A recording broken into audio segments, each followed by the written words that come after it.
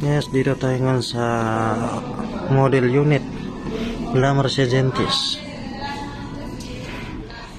23.72 square meter. Halika, pasukin natin ang loob. Yan. Pagpasok natin yung left side ECR restroom. Then dito po yung sa cabinet niya. Ito po yung kusina natin. Pagpasok natin, dyan po yung mga partition niya po.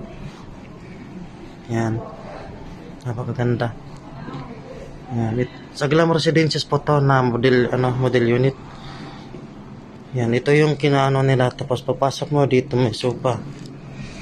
Yan, yun yung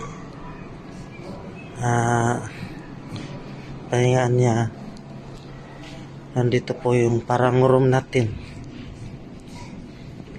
Yan.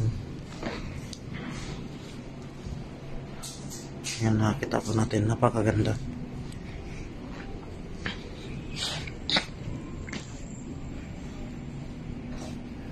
Yan.